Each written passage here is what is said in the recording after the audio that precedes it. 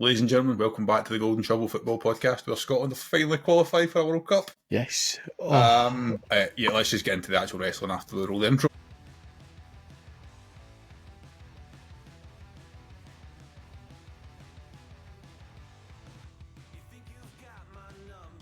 We're back, and what an incredible weekend of wrestling. Monday Night Raw felt like a special event, which just shows the pull of the GOAT that is John Cena. It leaves us asking the question, where do we even begin? Fortunately, we have to start with Friday Night SmackDown.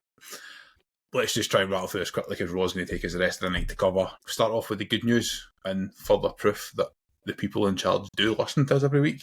SmackDown will go back to 3 hours from January. Yeah, just further proof that Hunter, well, certainly someone in Hunter's staff, listens to this podcast on the regular. Long overdue return to 3 hours. I did say at the beginning when you went to 2 hours, it must be something to do with a TV deal. And there must have been a reason that they wanted to free up that hour slot, whether something's run is coming to an end. I have no idea what the show on that channel in the US beyond SmackDowns. Yeah, I mean, it doesn't clash with NCAA football or NFL on Friday night. It's a strange one. No, I don't know if it was maybe a TV show or something that they were looking to. I have no idea what it was, but it's a welcome return to 3 hours. Badly needs it. And I feel like a return to 3 hours should take us back to the SmackDown that we were all very excited about at the beginning of the year, where things were really, really cooking. Which gives us a perfect opportunity to swing over and bring in our resident NXT expert.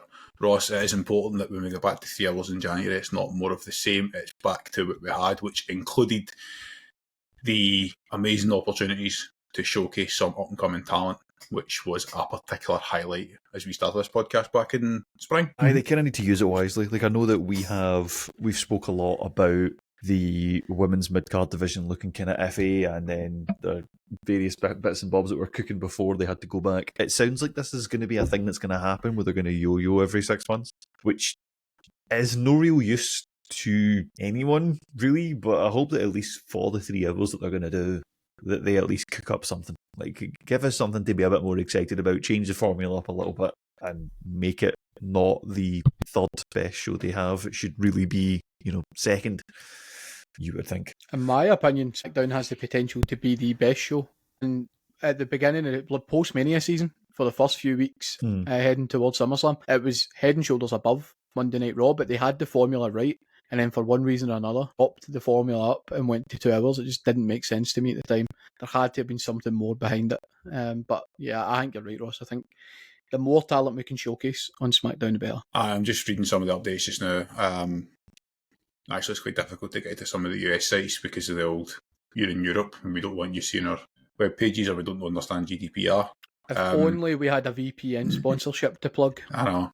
But I will not mention my VPN provider until they start sending me stuff for free. But it does look like it's going to go back to 2 months. It is weird that it does almost perfectly line up with the regular season of NCAA football, and I'm guessing a fair whack of the end of the baseball season and the playoffs. Not a Friday night. It's a strange one, but it's obviously TV related, network related. It is important that they nail this. Sadly, I do have main event yawn on my notes here because I've just from Friday night. We'll start with some of the good stuff. Let's start with something that was really controversial, and then we'll go to the highlight afterwards to bring us back up. Saying that nothing's bringing us down after Kerry McLean scored from 57 yards to take us to the World Cup. Absolutely nothing. I'm willing to talk for an hour about Cody Rhodes if you really want to. No. I mean, tonight's the night. That is an easy one. Thoughts on Jey Uso beating The Miz in the last time is now tournament? I know there's a prevailing thought online. Wonder if your lines up with that or if it's different. If you caught any of my live tweets to Friday Night SmackDown, you will know very much so that I am among the overwhelming feeling. I understand that in the realms of kayfabe and where both are right now in their careers, realistically, The Miz should not be beating Jey Uso in the ring, right? However, The Miz, in my opinion, is one of Cena's greatest rivals, and the reason I say that is because they two put on a hell of a rivalry when the product was absolutely awful. It was a head and shoulders rivalry above quite a lot of Cena's run in that era. The Miz has been the ultimate heel for years, and that's where it all started. That's where that real momentum came from, and said, hold on, this guy could actually be a main eventer for a long run. I don't see the purpose in pushing Jay into the next round purely on the basis that there is not a chance that Jay Uso wins this tournament. So I'm feeling like the Miz isn't going to win the tournament either. So what's the point in pushing Jay into the next round when there's a guy with an actual history with Cena and not just one Royal Rumble moment to into the, it just doesn't resonate with me, and I've got wider feelings about the way the tournament went in general. I was going to say, and I'll get to that on Raw because there's another one on Raw which we'll get to. Agreed. I just don't really see what we're obviously gearing it, and the more the tournament progresses, it looks like it's going to be the one that everybody thought it was going to be. That's going to progress because there is no Rated R Superstar, there is no Chris Jericho. So it's looking like another man who returned this week is likely to be the guy that probably topples the table. It certainly feels disappointing compared to who was in the original vignette that was played. Yes. When it was first announced, it was like, well, it's going to be. It looked like it was going to be somewhere between 6 and 8 sort of up and come. Well, maybe 6 up and comers, a few outside returners, and 5 or 6 of the top main guys. Eventers, and ultimately, it's really been 2 but main eventers. The more they've spoon fed it is that the more you see through it, because the initial thing with R-Truth, where everybody thought, right, Truth's going to get his chance in this tournament, but then actually you just find out your name's in one of those balls in the big twirly thing. So yeah, I'm not totally disappointed by the tournament, because especially when I go into Raw, you'll hear my thoughts on what was an absolutely stellar wrestling match.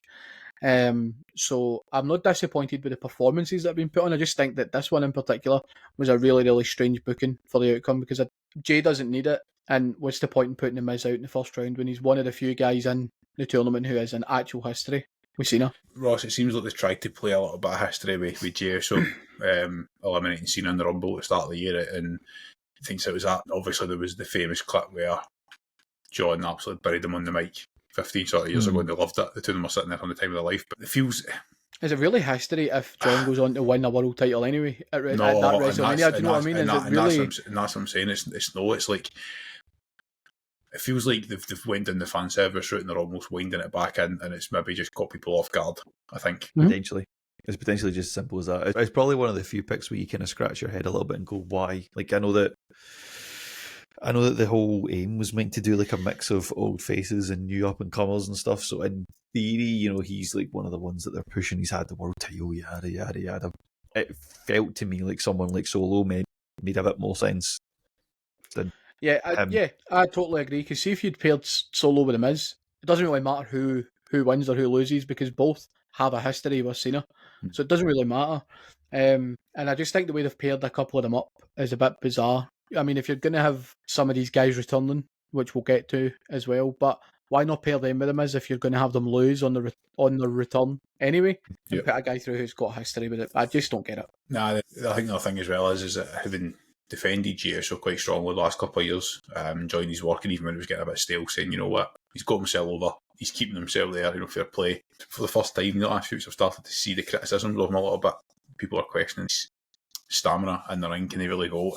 We saw it against Punk for the title, and even the way it looks lazy almost. Maybe being overly critical, but I guess once you're at the main event level, we're expecting near perfection all the time. That's what being a main eventer. And the fact that he won the Rumble in January and he was still competing for a world title a couple of weeks ago means that's how you're perceived. And I'm going to get into that actually. It's almost something that's maybe going to be a separate pod, but we'll probably talk about as we go through that.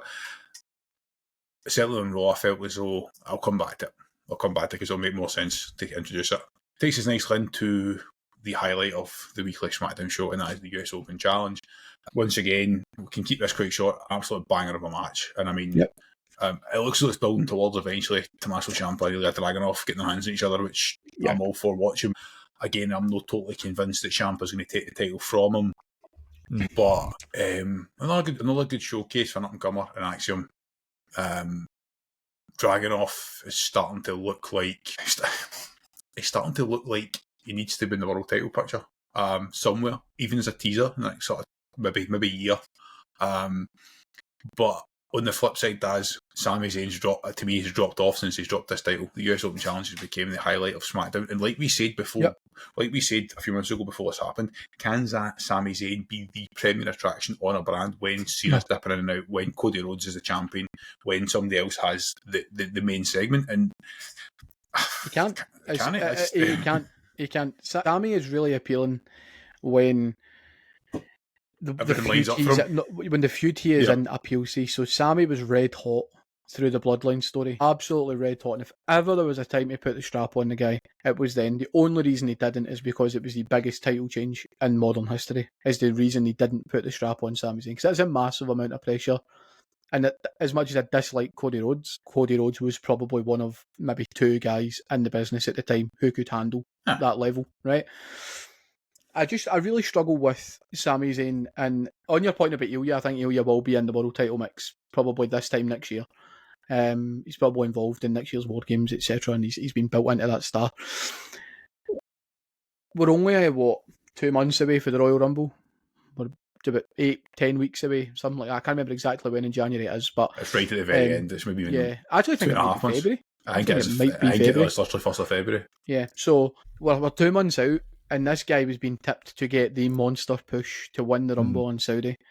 And this is not... The guys went from potential massive push to on the Friday before Survivor Series, you're in a Survivor Series style match, which isn't good enough to make the card at Survivor Series. You're also the leader of a team which makes no sense, has been thrown together purely on a one-off basis. I think they've totally cooled off on Sammy, and it's exactly as you put it.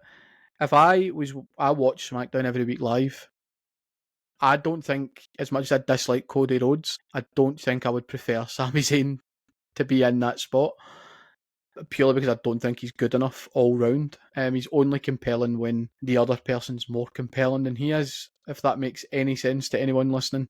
The other person in the feud has to be a top star in order for Sammy to be compelling. And they just don't have that level of talent, unfortunately. Sammy's biggest and best feuds are with Kevin Owens, and we all know who's carrying that feud. Oh, 1,000,000%. 1,000,000%.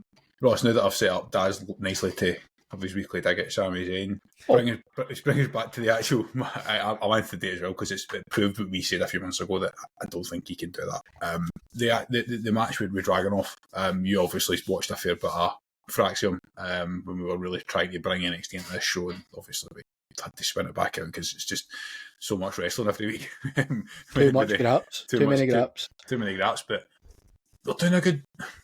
They're doing a good job of showcasing these guys in singles matches, because I'm looking at his history here, and he was wrestling Jasper Troy in NXT the other week as well, so he's getting an opportunity to compete multiple times as a singles competitor, and obviously that keeps these guys hot on the card in front of people when the tag division is sort of held hostage by the Wyatt Six and the MFTs. But is there a risk that we cool off on what was a really hot tag team who should ultimately ascend to the top of that tag division and probably carry the titles for a good period of time?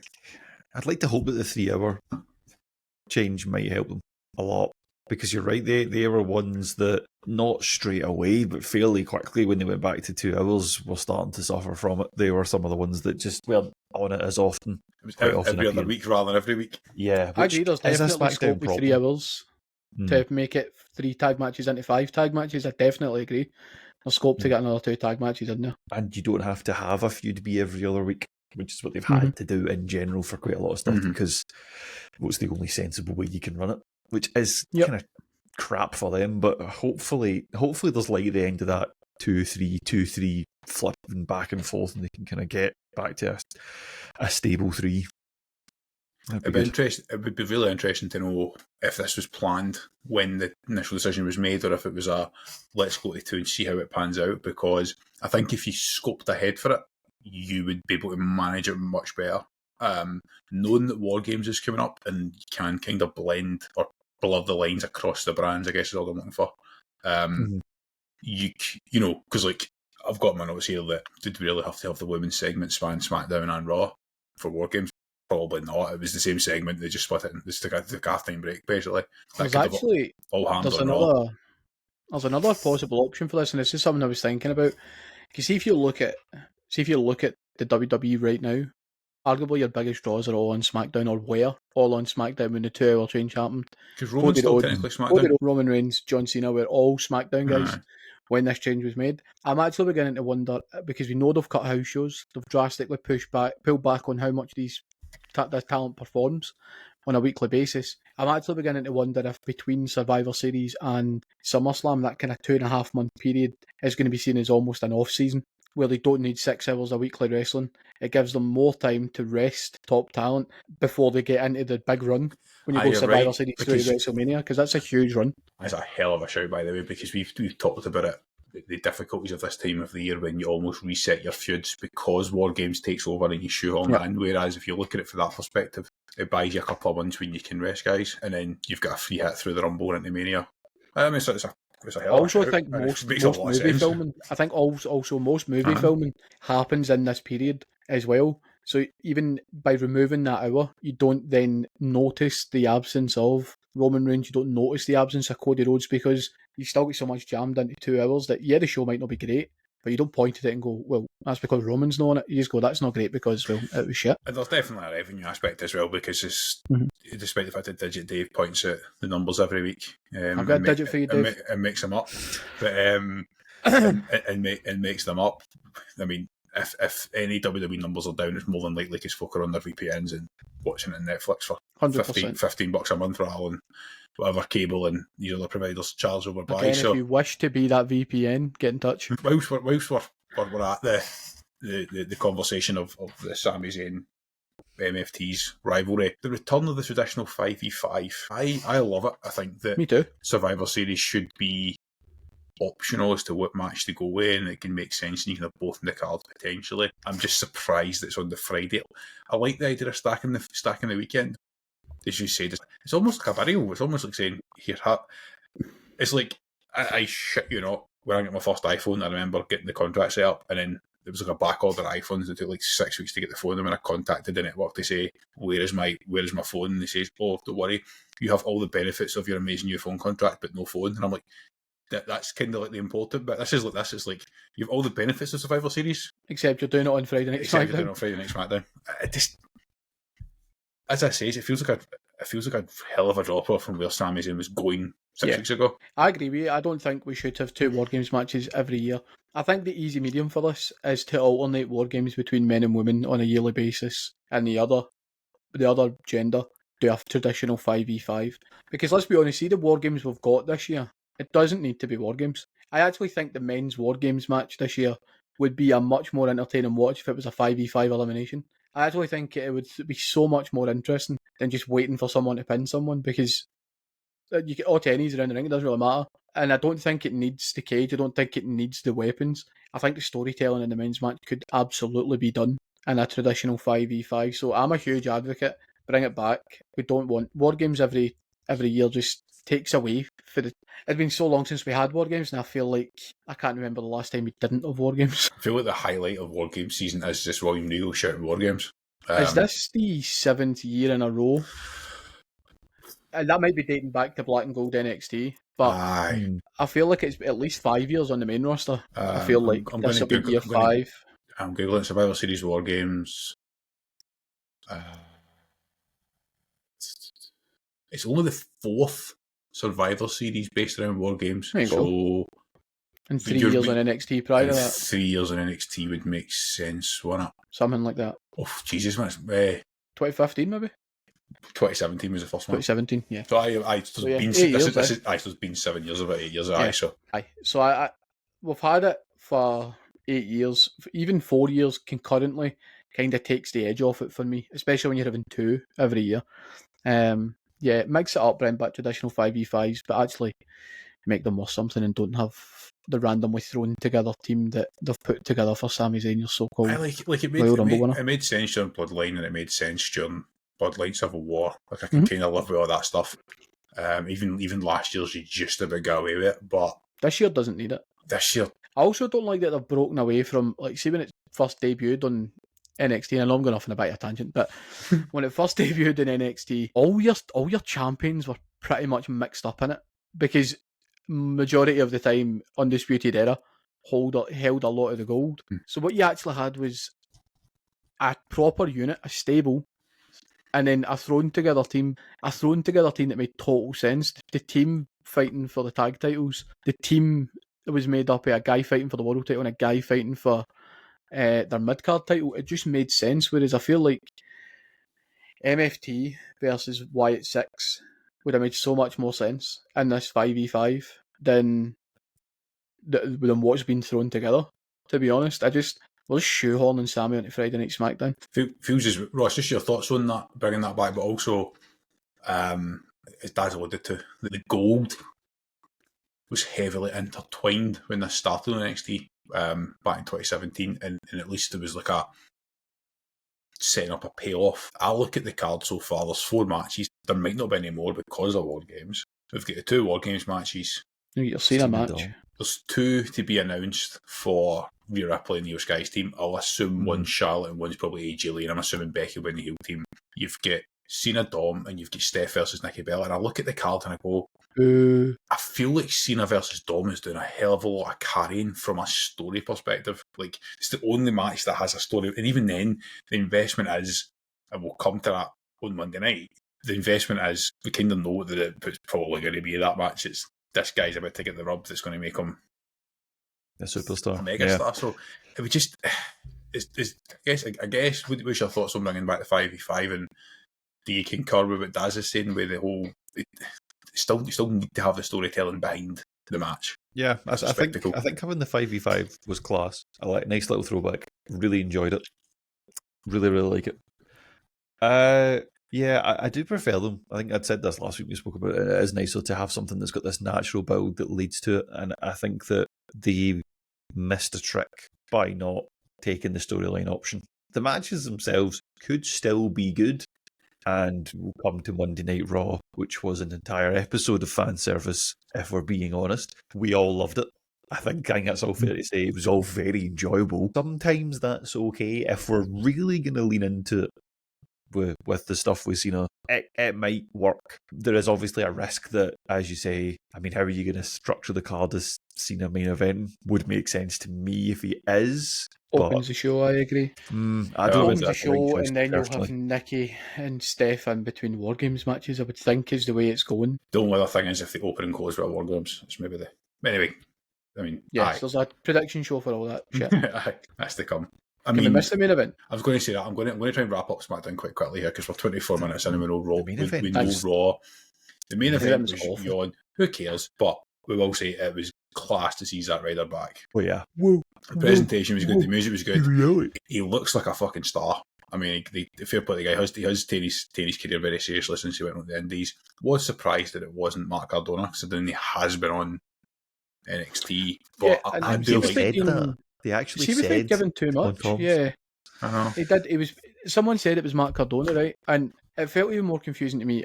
I mean, if anybody's listening hasn't watched Raw, I'm sorry if it burst your bubble, but I won't say the guy's name because we'll get to it in Raw. But see the other return, which I did correctly predict, it had his TNA nickname on the back of it.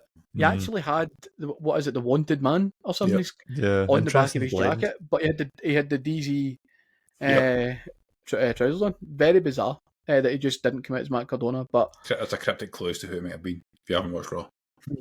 We're trying to zigzag around about the actual name. Aye. I mean, Zack Ryder's Matt Cardona said multiple times in interviews that every year in January he's getting gear ready in case he gets the call for the Rumble. All he does is swap the knee pads over. The trunks and the t-shirts are the same. I saw him then call out Karrion Kross hilariously as well.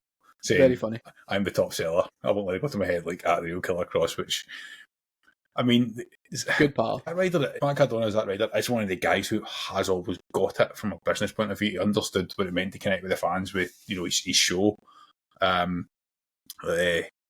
in the day, like championship, all that kind of stuff, and then as a merch seller and what he had to do, he does get it. Like, I'm sure if there was ever a potential for a return to the WWE in the future, he would be a hell of an addition to the mid card as a vet. They're a perfect couple. Him and Chelsea Green, they both get the business. They both get 100%. They both get that. It doesn't really matter what you're doing. If you're selling t-shirts, if you're selling merch, if people are entertained by whatever it is you're doing it right. Exactly. Just before we jump into Monday Night Raw, it is once again the time just to remember that we have just beat Denmark 4-2 and we're finally going back to the World Cup. Come on. 6 years old the last time that happened. 6 years old. I was 3. Nuts man sitting watching it with my gran. What was? So if we have any US listeners who want to provide free digs to the three Scottish gentlemen on their travels get in touch via Buzzsprout. Aye, I was going to say that, man. We can maybe just head over from Mania and hang about to SummerSlam. Also, if the Danish podcast are listening, we're sorry, but your boys took a hell of a beating. And let's play a game of who's got the worst goalkeeper. Is it Craig Gordon or is it Casper Schmeichel? Oh, pick me. I know the answer.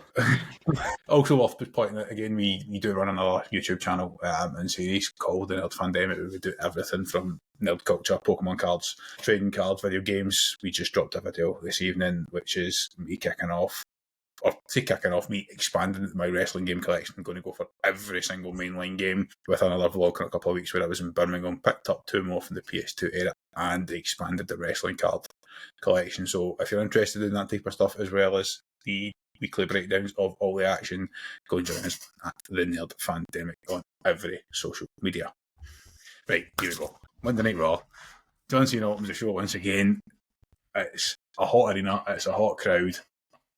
We get the heels that come out. We get the announcement that we're getting the rematch in San Diego for the Intercontinental title. I do agree. I think this should be the opener for that show. We then get the who's going to make the save. We hear Sheamus' music. In hell of a pop. Everybody's happy because it's a guy with real history. A guy who, when we talk about the tournament as we move on through this show, I would like to still think may have a chance. We get Rey Mysterio, who, for a guy his age coming off an injury, still looks bloody incredible in the ring. I guess the 2 questions I'm throwing out there is, well, how much are we enjoying this fan service that we're getting every week? But also, if Dom beats John Cena in San Diego, surely this is a monster face reaction and a monster face push coming.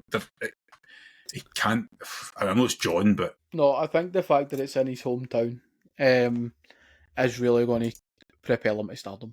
Not that he's already there, in my opinion. He just needs that match, that reaction. Just like this podcast needs that one clip. You know what I mean? To project us into stardom. Dom is a bona fide star, and honestly, I mean, if he won the Royal Rumble, I would be all in for the run. But I don't see the point in booking the match if Dom's not going to win. And I know there's a prediction show, and we'll get to all that, right?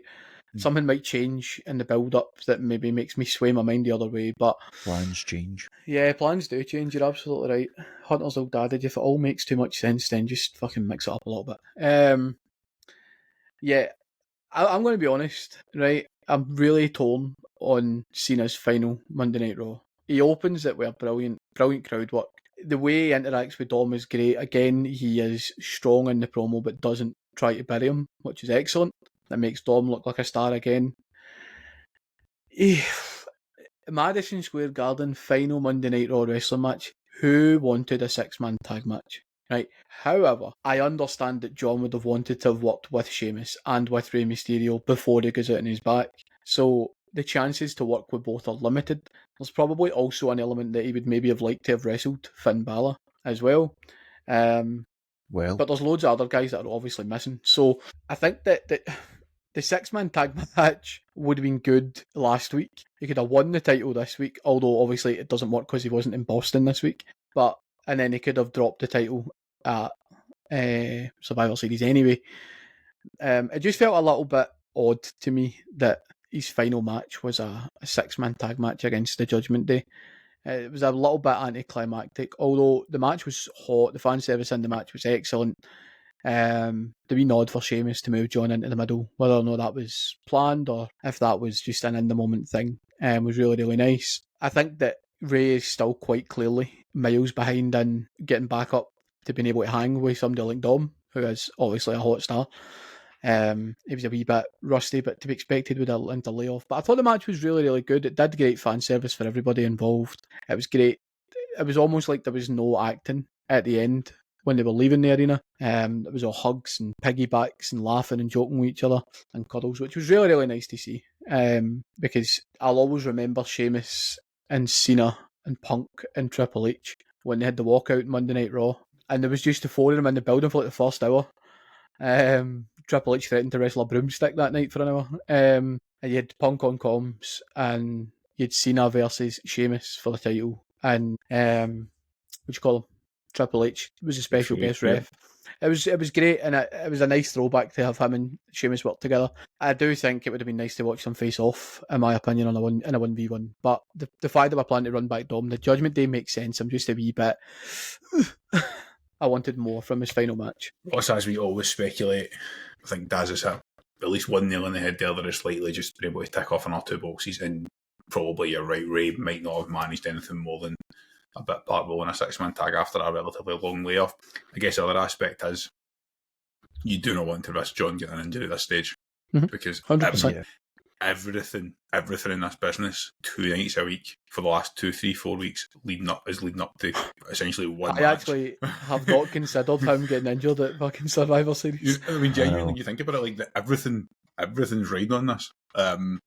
Unless is that the angle? No, you're not getting him past December, Ross. It's not Is happening. that the angle? He just accidentally stumbled upon. He's still got one date.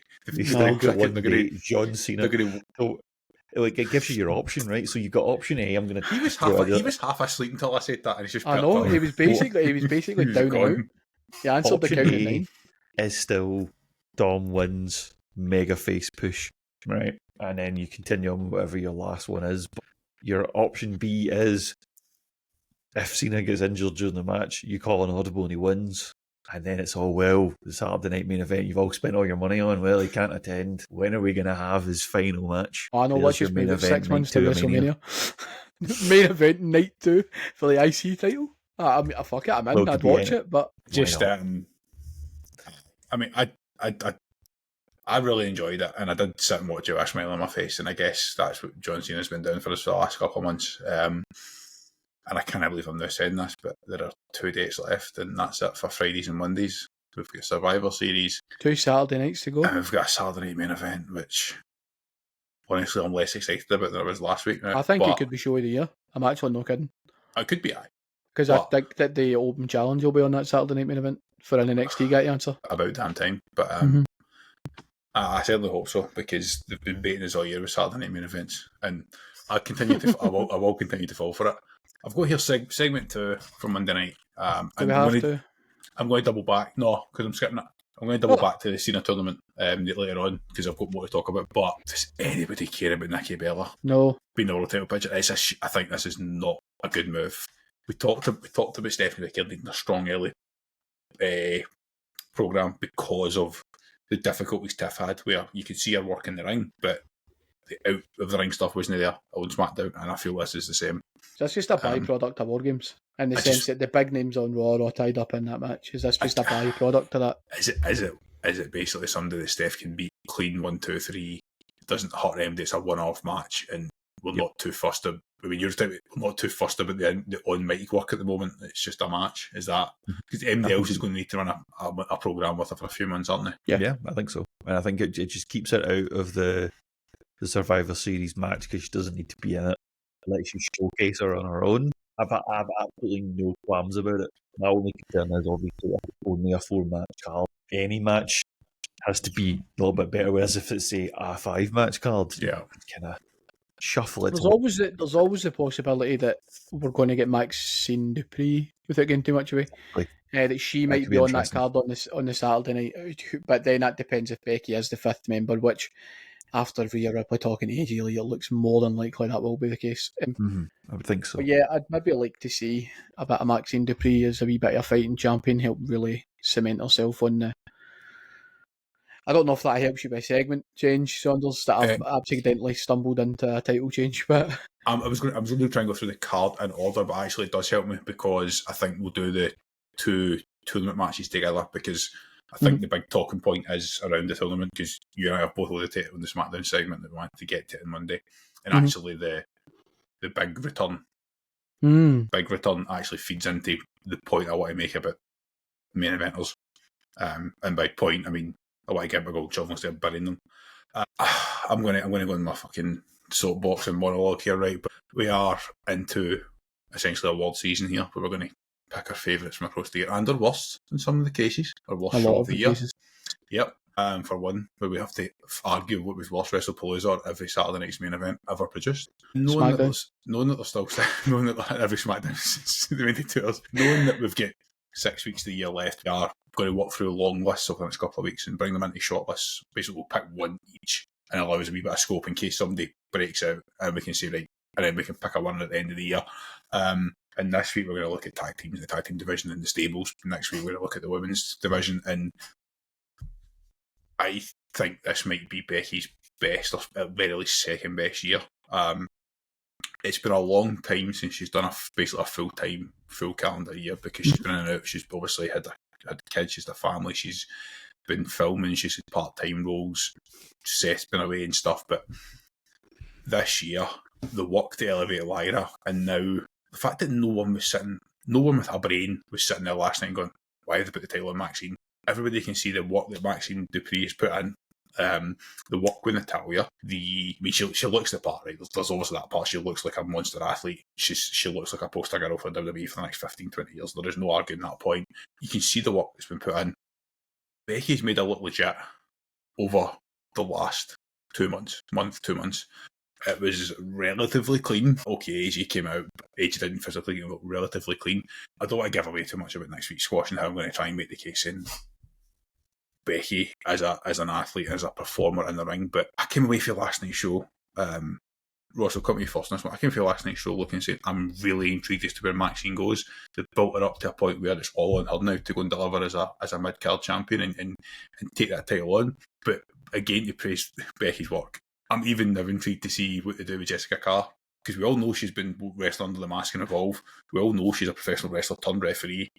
And now it's like, if Becky's going to put somebody else over next year and then just keep building these stars for the future, because potentially it was a great story was told basically in that matching segment. Is how I'm looking at it. No, it was good. It was really, really good. Really, really interested to see what they do, because I mean, no one of us three is sitting here, as you say, criticising it, but also no one of us three is sitting going, yeah, Maxxine Dupri's going to hold that belt for like 500 days, because that's not the purpose of what that feud was, and that's okay. How she gets on is going to be absolutely fascinating. I really do hope they move on to the ref next. It's just like a really nice, logical conclusion to go to see. Though I do see she tweeted something in the aftermath of it, basically claiming that the result is void and she will be pushing it with lawyers because of a lack of manager's license or something like that. Yeah, I thought that's quite funny. Yeah, I enjoyed that. So really interested to see. She plays the bit very, very well, doesn't she? She plays the bit. She's a bit like Drew McIntyre. She's becoming an online like troll, and I don't hate it. It suits the character. I spoke about this last time, and I said that I thought Maxxine should have went over against Becky. They've obviously been saving it for a special occasion, and it produced. It worked wonders. Everyone's been asking for weeks, where is AJ Lee? They've obviously been biding their time post WrestlePalooza to bring her back, and the angle now looks more and more clear as to what that's going to be. Really, really intrigued mostly about Maxxine's title run, because I'm going to see a lot more of Akira Tozawa and Otis, and I'm so up for that. They do not get enough TV time. I think that Maxine's run, he will probably last 2 months, maybe 3. She'll get a wee run with the title and really get to put herself out there to fans, and then she'll drop it to someone, because let's be honest, there's bigger names on the card who will do more for the title than she will. But the title will do wonders for Maxxine Dupri, and she will become a mainstay in the women's division now, where you were probably teetering on, are you actually good enough to do this? I think she's more than proven that. She's so over. I would like her to be a fighting champion. I don't know if there's room on Raw every week for her, because things are starting to really heat up towards Royal Rumble post what will be the fallout of 2 huge, massively stacked WarGames matches. So I don't know where the feud lies for her. I am hoping and praying that the feud that lies in wait for her is Raquel Rodriguez. She needs a strap, she needs a title. I really, really hope that's the feud that lies in wait. Because Liv Morgan has been teasing a comeback once again in the build-up to the Royal Rumble. I'd like some things to fall into place. I was thinking that there, Raquel or Roxanne would be a great two people who are just waiting to bide their time to get into the world title picture and actually win the world title, and it's just too early, unfortunately, with some of the other names in the brand. So keep them ticking over. And again, if Maxxine loses the title to one of those names, it's hardly going to be disappointing for her. I think I don't know if you guys have seen WWE stuck earlier a video of Tozawa and Otis backstage when Maxxine won the match, and the two of them are in. I mean, Otis every time his life, but Tozawa's an absolute bit, so it just shows you they're obviously recognising the work she's put in. It'd be really cool if they brought Natty to be our first feud for a quick 2-3 week thing to really get her back on TV, because Natty has done so much work with her in the Heart Dungeon to make her into the star. It's phenomenal, because 2 years ago we were probably looking at an inevitable future endeavouring, and yet they've gave her time now to grow. They've put her with the right people, because Natalia and the Tyson Kidd is known as a producer, a top tier producer and trainer of professional wrestlers. And they've turned her into someone who just looks like they belong now. I think Ross, if I come to you on this point, we always say every week that people can have good matches and go over, but what's next is the presentation. She does need her own music. She needs, even if she's still working with Tozawa and Otis, her own music.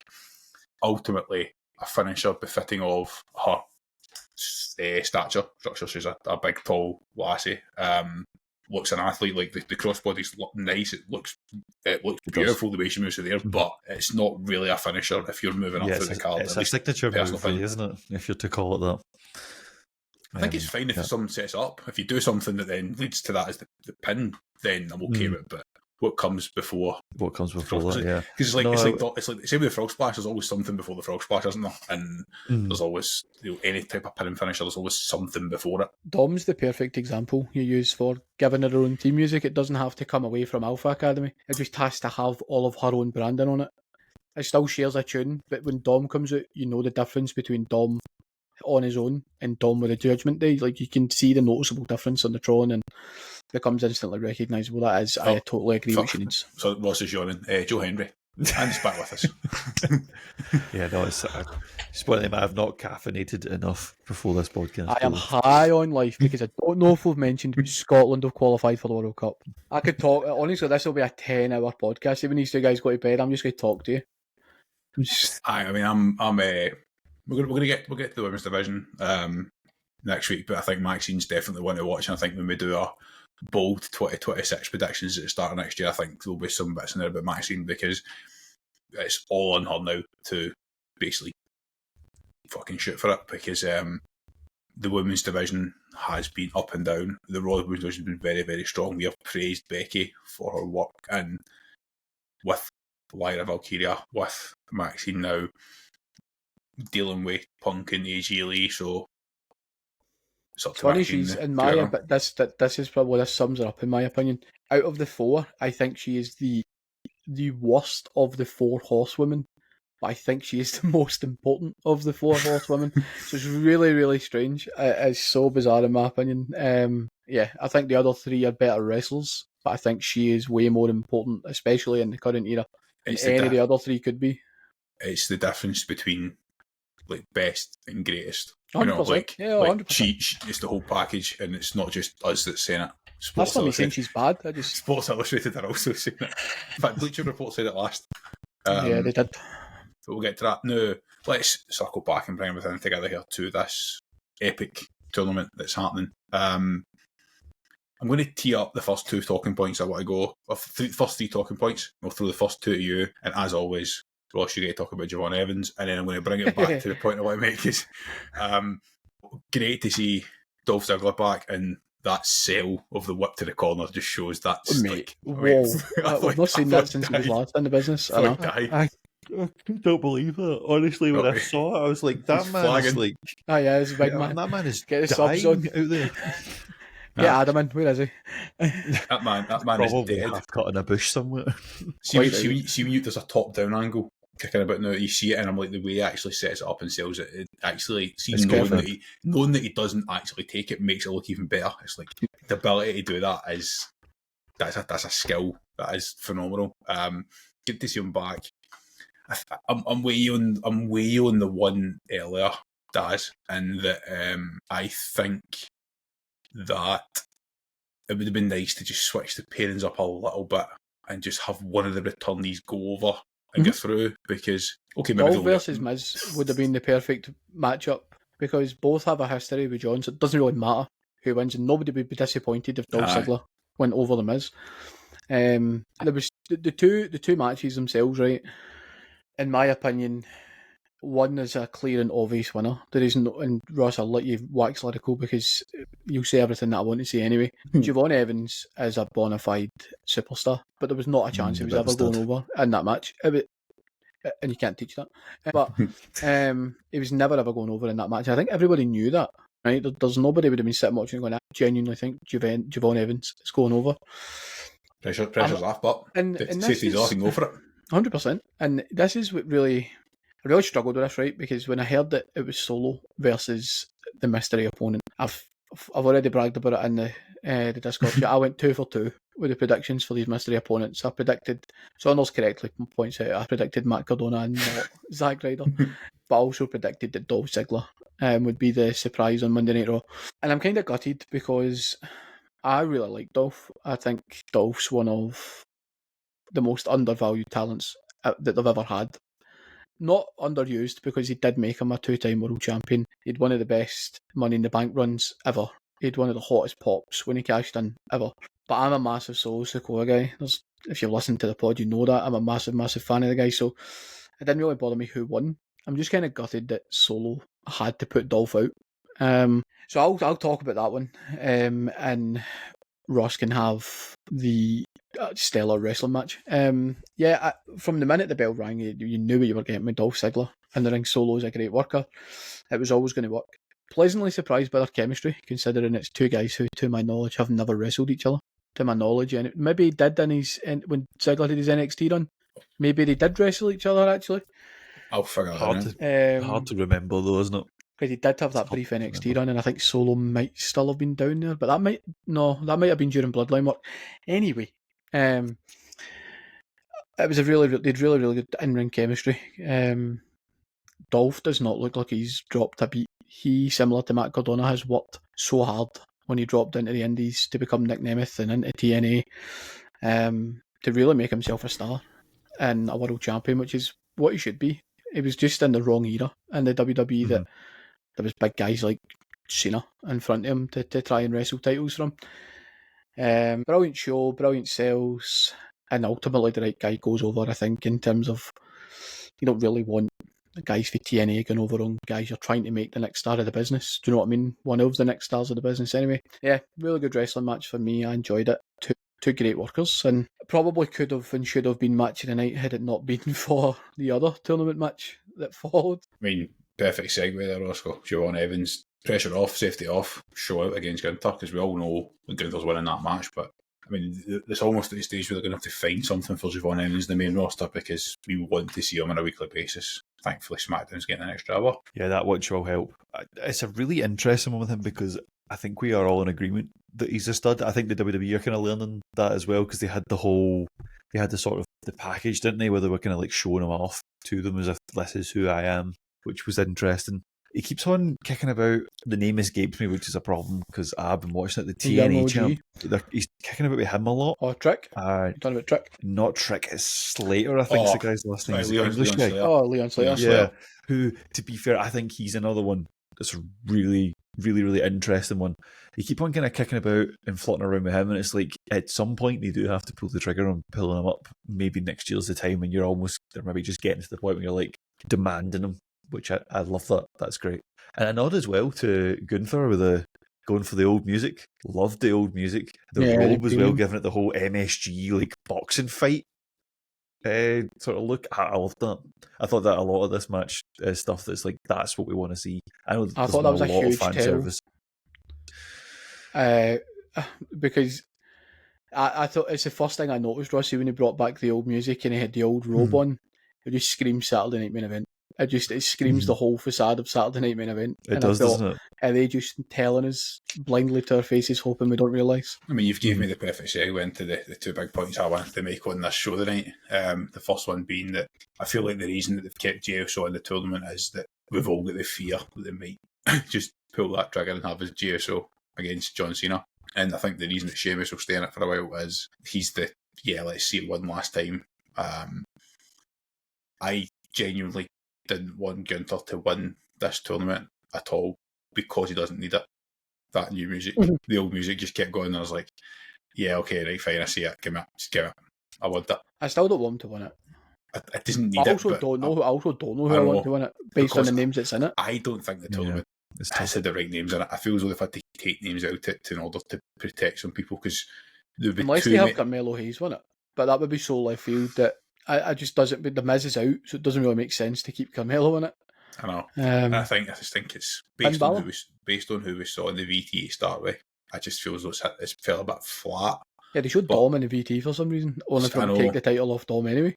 But then is the issue that you'd have to have too many people lose in the first round that you don't really want to lose in the first round of a tournament. It just looks definitely bad. Possible. It's got a protection thing. Cody Rhodes will win it. Because I also feel like there was 4 people I had on my list that I think you go Sheamus or Miz would have been fine if it was like a throwback. I think for people who would have been, I think McIntyre would have been a good one because you could tell a great story with John. I think Gunther was always on the list, even though I'm not sure that was the right type of person. And then I would have also had Dom Mysterio, but they decided to pull the trigger early.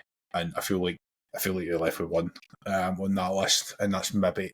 But I also know that I don't want Saturday Night's main event to be Gunther retiring people every year, but I also know that will be a banger of a match. Oh, absolutely. So I'm fine with it.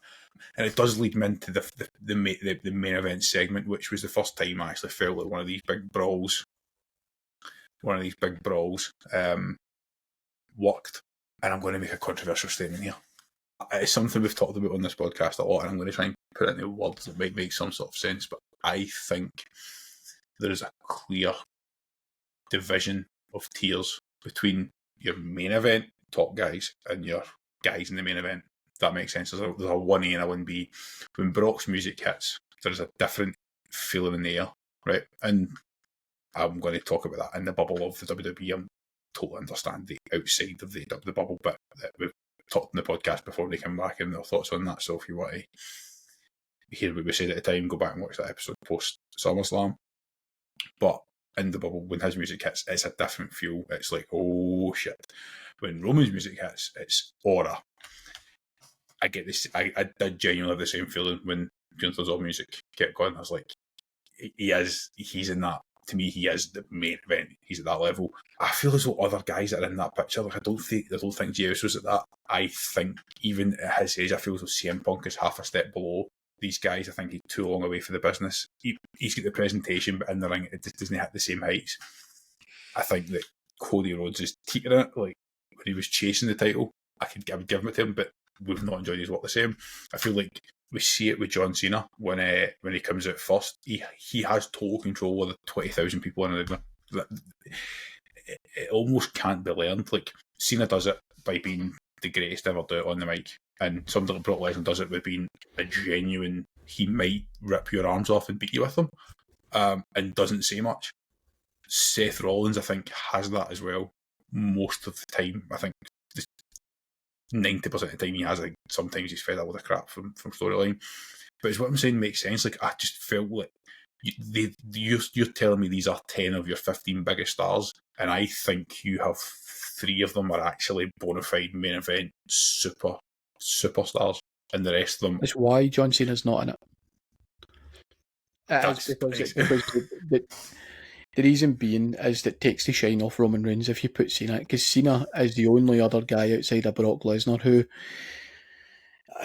baffles me, to be honest, that he's still as over as he is, considering he's only ever going to be a pop. That's all he'll ever be now. He'll be a pop, he'll hold the title, work part-time, drop the title, disappear, come back, pop, blah, blah, blah. Cena is very much the same, and I think he dwarfs them both. I think Cena's the only guy who could arguably overtake both of them on the same card. And that's not what they want, because they clearly have a build for. I think that Brock's future is very clear in the sense that he's going to take that title off CM Punk. I called it a few weeks ago, and I think that the initial stare down between the two pre-WarGames is a real indication of where that's headed, which makes me think that we're going to get Roman versus Brock at WrestleMania.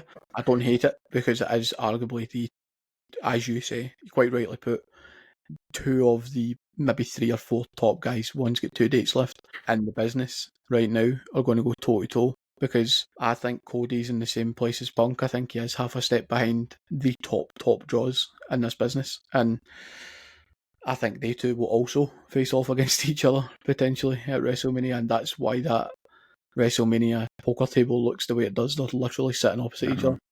And I'm not saying this, Ross. I'm not saying this to criticise anyone. It's almost like, if I rephrase it, rather than saying that some of the guys are half a step behind, I would say the other guys are half a step ahead. It's like Brock Lesnar, had he stayed in WWE 20 years ago, would be on the Mount Rushmore. I have no doubt of that. Oh, a million percent. And he's probably not far off it anyway because of what he is when he's there. Again, talking inside the bubble of the E and the bubble of kayfabe, what he does in the ring and what he's done in the ring. John Cena's at that level. Roman Reigns will be remembered as a top 5 professional wrestler of all time. There is no doubt of that now. But does what I'm saying make sense? Just when you hear their music, the pop is different. Like, It's like a Stone Cold pop. It's not even like a cheer. It's like, see when Roman music hit, the pop lasts the whole way to the ring. People, it's what's next. It's not the initial pop. There's the acknowledgement. It's the continue when John Cena it carries on. It's Lesnar's the same. It's like, who's Lesnar going to kick the shit out of? And when I hear these other guys, it's the same. Like Drew, we all love Drew McIntyre, right? We all think that he should be, and I think he has that top level because he does the in-ring work, the out-ring work, the social media work. But the way he's been booked means he's held back for that completely. He is that step behind, unfortunately. And it's just like, then you realise all these guys are part-timers. Does it feel that that's protecting that aura, quote-unquote aura? Or as you've seen somebody like Gunther, who, like, I think that presentation that he had last night is that level, that step ahead level, because everyone's reaction when that music stayed with the Symphony No. 9 is like, oh shit, Gunther's back. And when that music plays in January on that European tour, as Santi Zap did say, there's just going to be chaos in the electric, isn't it? Electric. It'll be so good. I think it is fair though. It's a fair comment to have that there are reactions, and the reactions are always different. Part-timer thing's an interesting one because I do think that keeps a level of exclusivity almost. You know, if someone's only coming in, they're run 6 matches and then they disappear again, like a Roman Reigns is probably the perfect example of it. Brock's another one. It makes those moments that are already pretty massive, it makes them even bigger. It makes them almost otherworldly. It's basically the same thing as Kenny McLean turning up once every 2 years for Scotland and doing something worthwhile, like that. Goal in Norway or going from 57 yards out tonight. Anyway, KM23. I mean, I what you make spot on, and it probably feeds into what I was talking about earlier, where these guys don't need to be on the show 365 days a year. Between SummerSlam and Royal Rumble time, or WarGames, if you want to put it in there, that 3-month period is an off-season. It's a chance to rest your big names. Like, you don't want to risk injury to your biggest stars heading into the most important part of your season. The more TKO take over, the more it becomes a sport, the more it becomes a business, and it becomes just about the entertainment. So it's not a shock to me that the likes of Roman Reigns, etc., are going to be taken off TV quite a lot, because these are your most valuable asset. So you're not going to run them through the mill and wear him out and run the risk of that injury when anytime you put his face on a billboard for a show, you're guaranteed a sellout because he is a big draw. Do you know what I mean? It's smart as much as people might not like it.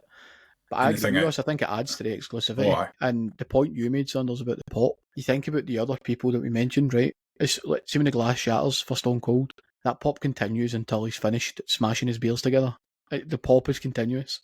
It's the same for Brock. The pop until he F5 someone is continuous. See when you look at the likes of Cody Rhodes' pop ends at the wall, right? And then it picks up for a tiny wee bit when he does the second wall in the turnbuckle. But the pop is basically over once you get past that first part of his song.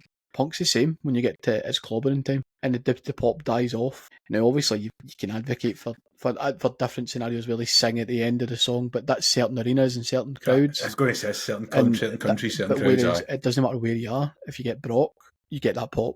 You get Austin, you get that pop. If you get Roman, you get that pop. If you get John, it doesn't matter.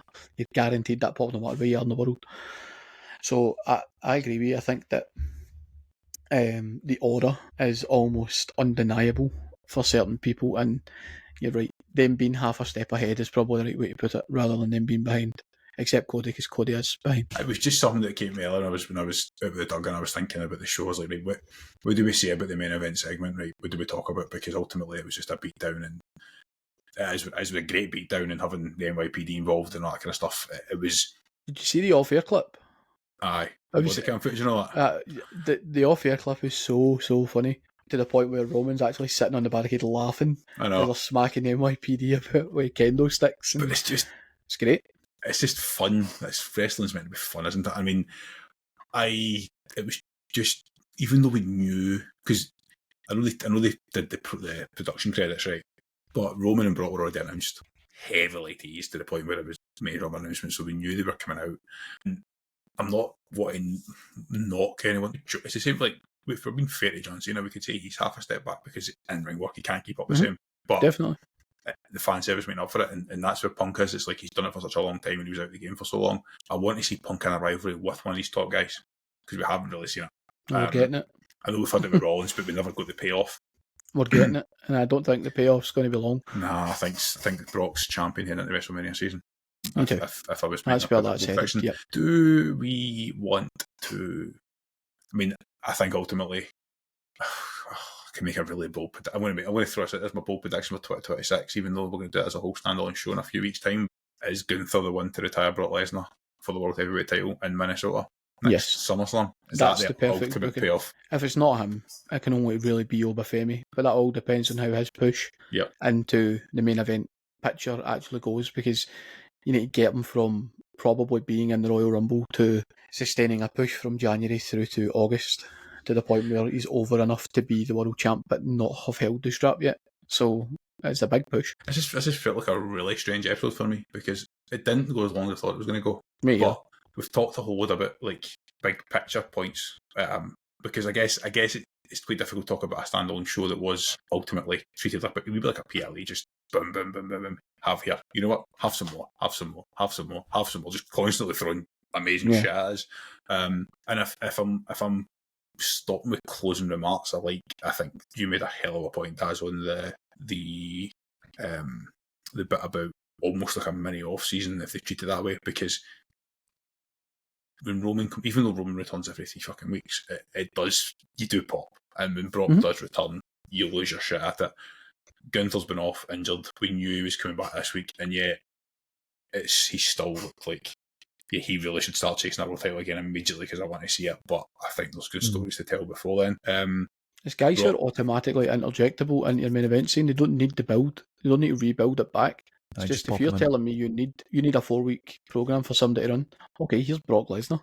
Like, it works. You know what I mean? It's easy. Closing remarks, Ross, for yourself? I don't know how we managed to get through all that and mention Scotland now 4 times, getting to a World Cup, but we managed it. Well, I'm going to make my closing remark a 5th time that I can't believe Scotland have actually made the World Cup. Feel free to tune in next week. I'll probably still be talking about it, if I'm honest. I may have some sort of drawing of Kenny McLean on my chest by then.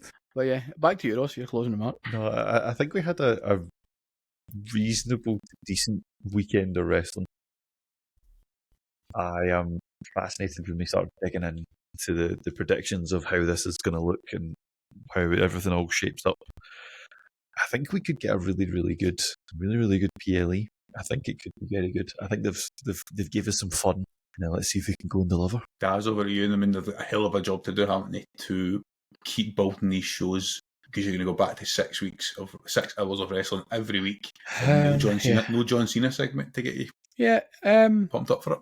I think if they're going to serve me that Monday Night Raw at Madison Square Garden this week, they better have another 100 of them in the back burner, because if I sit in to watch Raw next week and I don't get that level of nonsense and that level of fun, I will not be happy. And I will have some choice words for trips on this next week's podcast coming up. But yeah, I think that they've done a hell of a job turning what was a mediocre product quite quickly, turning it round into, I'm actually really looking forward to seeing where these stories go. And it just kind of off feeds into my off-season almost, where that lull will be a bit shit. But I think if that's going to become the norm, then we'll get used to it. It's like pre-season, isn't it? You just match fitness. That's really what it's all about. So, yeah, I'm strapped in for the upcoming week ahead of Survivor Series. So if they use that as an off-season, then there'll be anticipation for WarGames. You can turn Survivor Series and / WarGames back into a show people care about, because over the last few years you haven't really cared because it's not done anything for the product. So if that's like your season premiere as you build towards the Rumble, then into Mania, then I'm all for it. There was one bit of news we didn't touch on in the whole show, and that is that a certain former multi-time world champion in the WWE massively praised TNA as the clear number 2 promotion, that means that there is absolutely zero chance he's re-signed in another place, and we are more likely going to see a Chris Jericho. I mean, unless he goes to TNA, but I'm assuming we're going to see Chris Jericho back on WWE programming at some point soon. Makes sense, right? For sure. Which, if he comes back out with a random Monday Night Raw, will help feed into Daz's theory that we need this every single week. How funny is it going to be when he takes one of the spots for NXT on Saturday night's main event? An up and coming. I mean, that much to say is J2Y. an absolute bumper weekend of professional wrestling. A hell of a fun Monday Night Raw. But once again, I have to take one digit down. There are 2 dates left for the GOAT, both Saturday nights, which means I can watch them live. But two dates left. And a changing of the guard, perhaps, particularly in that women's division. Take it as everybody will see you Saturday for the squash and back here next week.